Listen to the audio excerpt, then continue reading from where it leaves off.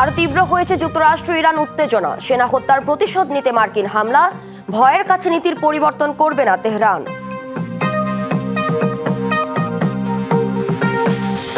Ukraine জুড়ে নতুন করে ব্যাপক ব্যালিস্টিক ক্ষেপণাস্ত্র ও ড্রোন হামলা চালিয়েছে রাশিয়া। একদিনের হামলায় নিহত অন্তত ৮ জন।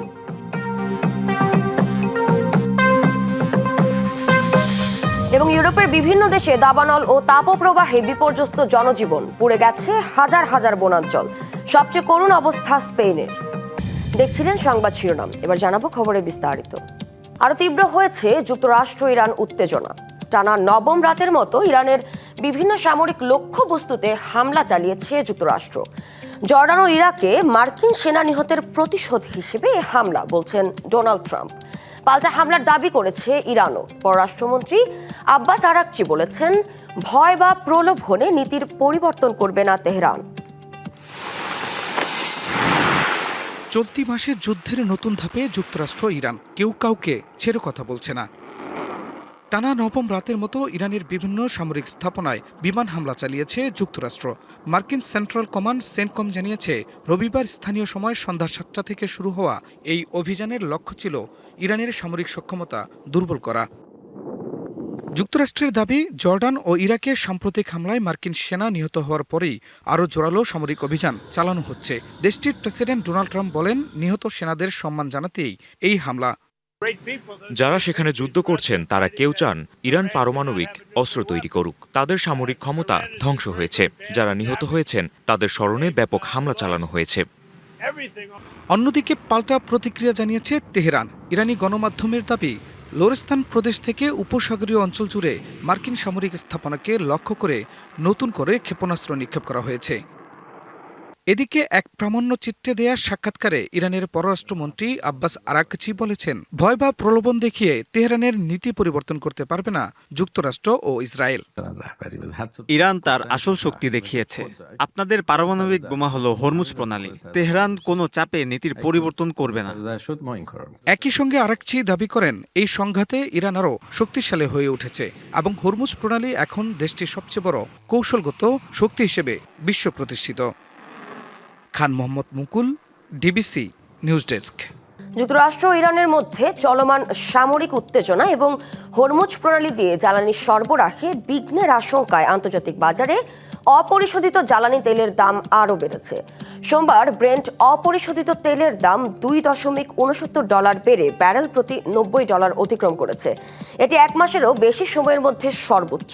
এর আগে গত সপ্তাহে ব্রেন্টের দাম 15.9% বেড়েছিল। একই সময়ে যুক্তরাষ্ট্রের ওয়েস্ট টেক্সাস ইন্টারমিডিয়েট WTI অপরিশোধিত তেলের দাম $2.19 বেড়ে ব্যারেল প্রতি $84.68 দাঁড়িয়েছে। 12 জুনের পর এটি সর্বোচ্চ পর্যায়ে। গত সপ্তাহে WTI এর দামও 15.5% বেড়েছে। এটি মার্চের শুরুর পর সবচেয়ে বড় সাপ্তাহিক বৃদ্ধি।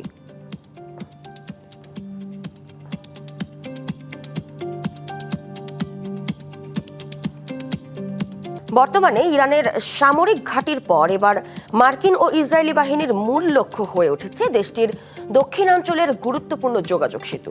সামরিক বিশ্লেষকরা মনে করছেন, এর পেছনে কোনো গোপন কৌশল রয়েছে। এ নিয়ে ডিবিসির প্রতিবেদন।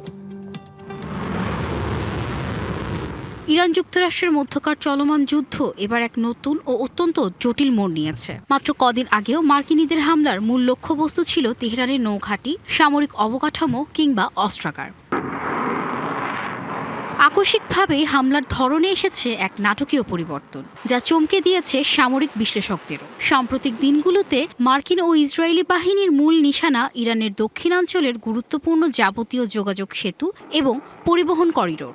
বিশেষ করে ফার্স ও হরমুজগান প্রদেশকে যুক্ত করা লাইফলাইনগুলোতে চালানো হচ্ছে একের পর এক হামলা। তারই অংশ হিসেবে গত 9 জুলাই গুলেস্তান প্রদেশে মার্কিন ক্রুজ ক্ষেপণাস্ত্রের আঘাত করা হয় আখতাপ্পে খান সেতুতে।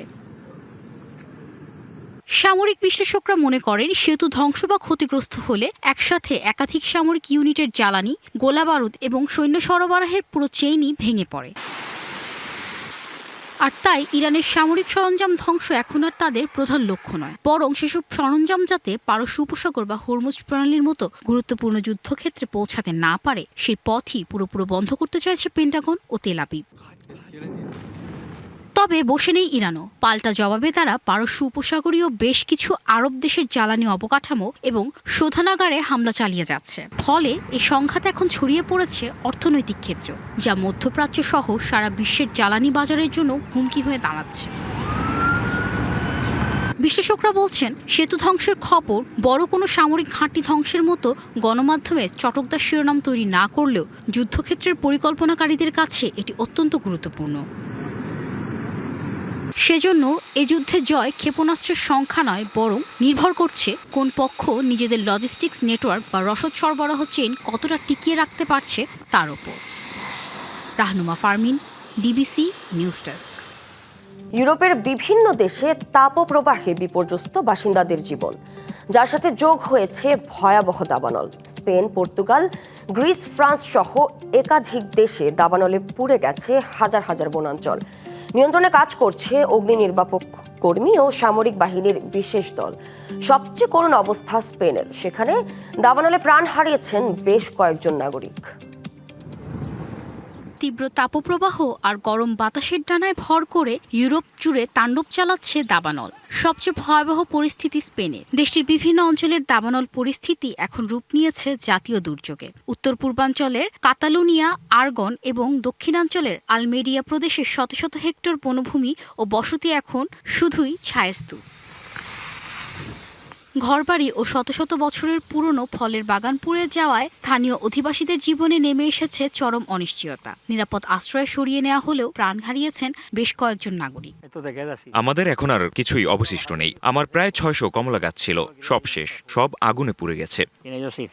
স্থানীয়দের ঘরের ভেতরে অবস্থান করার নির্দেশ দেয় কর্তৃপক্ষ, তবে অনেকেই প্রাণ বাঁচাতে পালিয়ে যাওয়ার চেষ্টা করেন, যার ফলে মারা যান কেউ কেউ। এখনও নিখোঁজ রয়েছেন আরও বেশ কয়েকজন। তবে স্থানীয়রা অভিযোগ করছেন কোনো সতর্কবার্তা তারা পাননি।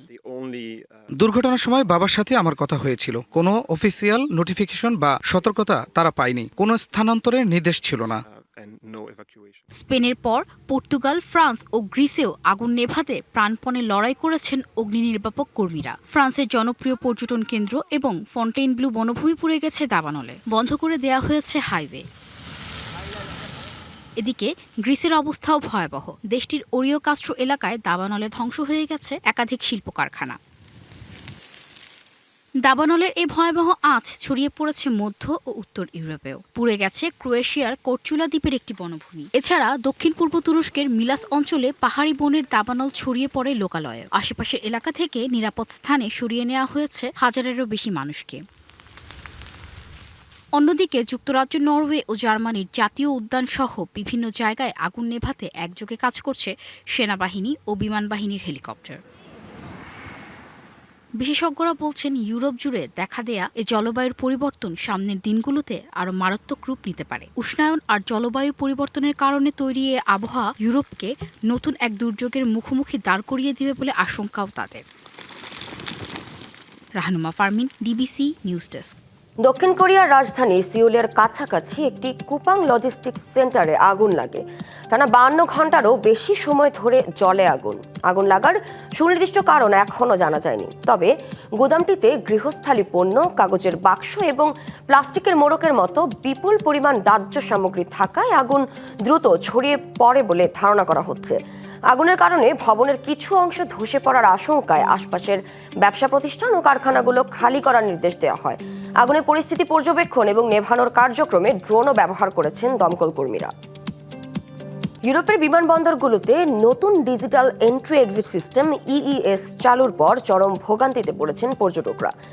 যুক্তরাজ্য সহ নন ইউরোপীয় দেশের নাগরিকদের পাসপোর্ট নিয়ন্ত্রণে এখন আগের তুলনায় প্রায় 3 গুণ বেশি সময় লাগছে। কোথাও কোথাও ঘন্টার পর ঘন্টা লাইনে দাঁড়িয়ে ফ্লাইটও মিস করছেন যাত্রীরা। ইউরোপের 29টি দেশের সেনজেন অঞ্চলে প্রবেশের ক্ষেত্রে অইউরোপীয় নাগরিকদের এখন বাধ্যতামূলকভাবে দিতে হচ্ছে আঙুলের ছাপ এবং লাইভ ছবি। নতুন এই ডিজিটাল পদ্ধতি চালুর পর ইতালির রোমের প্রধান বিমানবন্দরের পাসপোর্ট নিয়ন্ত্রণে আগের 7 মিনিটের পরিবর্তে এখন সময় লাগছে অন্তত 20 মিনিট। মাঝে মাঝে এমনও হয় যাত্রীদের 1, 2 এমনকি 3 ঘন্টা পর্যন্ত অপেক্ষা করতে হয়। এটা খুবই হতাশাজনক। এর ফলে পর্যটন খাতে আমাদের সব প্রচারণাই কার্যত ব্যাহত হচ্ছে। ইউরোপের ব্যস্ততম পর্যটন মৌসুমে এই পরিস্থিতিতে যাত্রীদের নির্ধারিত সময়ের অনেক আগেই বিমানবন্দরে পৌঁছানোর পরামর্শ দিয়েছে বিমান সংস্থা রায়ান এয়ার। রোমের ফিউমিচিনো বিমানবন্দর কর্তৃপক্ষ 1,20,00,000 ব্যয়ে স্বয়ংক্রিয়ভাবে কিওস্ক স্থাপন করলেও অতিরিক্ত যাত্রীর চাপ সামাল দিতে এখন গেটের মাধ্যমেই বায়োমেট্রিক তথ্য সংগ্রহ করা হচ্ছে। তবে 12 বছরের কম বয়সী শিশুদের এখনও কর্মকর্তাদের সামনে উপস্থিত হয়ে ম্যানুয়াল যাচাইয়ের মধ্য দিয়ে যেতে হচ্ছে। আমরা প্রযুক্তিগতভাবে অনেক উন্নত, তাই 1 থেকে 2 ঘন্টার বিলম্ব কোনোভাবেই গ্রহণযোগ্য নয়। সিস্টেমের জটিলতাগুলো দ্রুত সমাধান করা জরুরি। একই ধরনের ভোগান্তির চিত্র দেখা যাচ্ছে পর্তুগালেও। দেশটির সীমান্ত পুলিশ জানিয়েছে নতুন কেন্দ্রীয় আইটি সিস্টেমে প্রায় কারিগরি ত্রুটি বা বাগ দেখা দিচ্ছে। ইউরোপীয় ইউনিয়নের কেন্দ্রীয় সার্ভারে সমস্যা দেখা দিলে এর প্রভাব একাধিক দেশের বিমানবন্দরেও পড়ছে। যদিও ইউরোপীয় কমিশনের দাবি, বেশিরভাগ বিমানবন্দরে এসব জটিলতা সাময়িক এবং ধীরে ধীরে পরিস্থিতির উন্নতি হচ্ছে। এদিকে যাত্রীদের ভোগান্তির মুখে কয়েকটি বিমানবন্দর কর্তৃপক্ষ নতুন নিয়ম সাময়িকভাবে স্থগিতের আহ্বান জানালেও সিদ্ধান্তে অনড় ইউরোপীয় ইউনিয়ন। ফলে গ্রীষ্মকালীন ছুটির এই মৌসুমে ইউরোপ জুড়ে পর্যটকদের দীর্ঘ অপেক্ষার সংখ্যা থেকেই যাচ্ছে। আলমুমিত, ডিবিসি নিউজ ডেস্ক। বরের হাতে আধুনিক স্মার্টফোন আর চারপাশে শত বছরের পুরনো লোকজরীতি, অতীত আর বর্তমানের এক অনন্য মেলবন্ধন। এমন আয়োজনে একটি দম্পতি শুধু বিয়েই করেন না, জীবন্ত করে তোলেন শতাব্দী প্রাচীন ইতিহাস। উত্তর মেসিডোনিয়ার পাহাড়ি গ্রাম গালিচনিকে প্রতি বছরের মতো এবার অনুষ্ঠিত হলো ঐতিহ্যবাহী গালিচনিক ওয়েডিং ফেস্টিভ্যাল। বন্দুকের গর্জনে শুরু, এরপর পাহাড় জুড়ে ভেসে ওঠে লোকগান, নাচ আর উৎসবের রং। উত্তর মেসিডোনিয়ার দুর্গম পাহাড়ি গ্রাম গালিচনিকে হয়ে গেল ব্যতিক্রমী বিয়ের আয়োজন। প্রতি বছরের মতো সেন্ট পিটার্স ডে উপলক্ষে আয়োজন করা হয় বিয়ের। ঐতিহ্যবাহী বিয়ের উৎসবে এবার 7 পাঁকে বাঁধা পড়েছেন আলেকসান্দার পেন্দারস্কি ও মার্টিনা মিহাইলোভা। ঠিক 35 বছর আগে একই ঐতিহ্য মেনে বিয়ে করেছিলেন আলেকসান্দারের বাবা মাও। এটি আমাদের ঐতিহ্য। আমরা বিয়ের অনুষ্ঠানের এমন আয়োজন উপভোগ করি। আধুনিকতার পাশাপাশি ঐতিহ্যের এই মেলবন্ধন সত্যিই মনোমুগ্ধকর। ঐতিহ্য অনুযায়ী বিয়ের আনুষ্ঠানিকতা শুরু হয় বরের বিশেষ ক্ষৌরকর্ম দিয়ে।